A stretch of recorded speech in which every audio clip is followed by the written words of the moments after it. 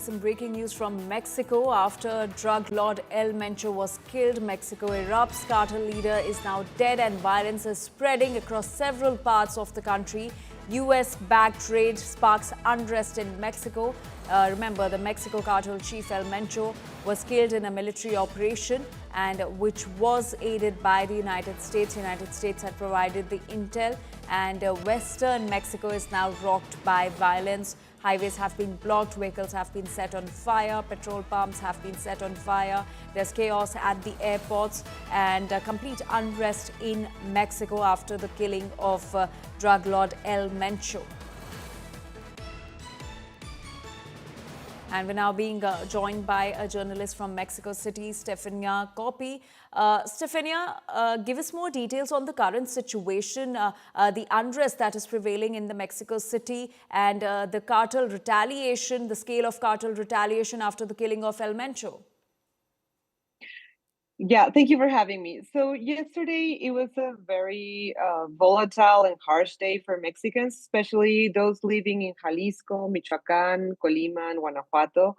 The first capture and wound of El Mencho was in Jalisco, in a city south of Guadalajara.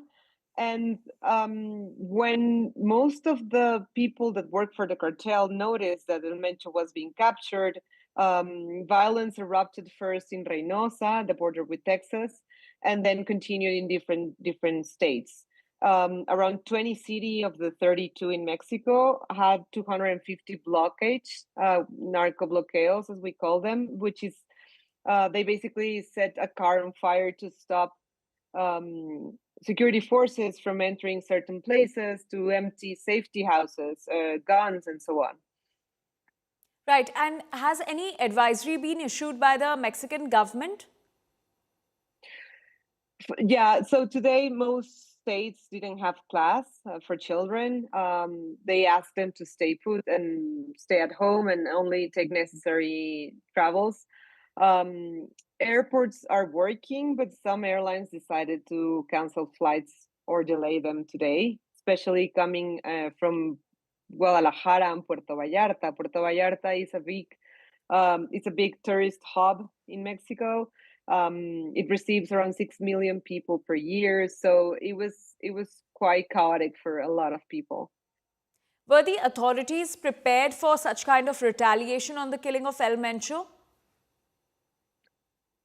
To be honest, I don't know if they were prepared for this, but what's very shocking, it was a very coordinated retaliation in many states. People are still very, very careful and afraid of going out. And how do you look at the role of United States in the killing? It was the United States that provided the intel. There was also a sort of pressure from the United States on the Mexican government. Yeah, so President Trump has been taking cartels into account when it comes to the USMCA negotiations, pressuring the Sheinbaum administration to do more.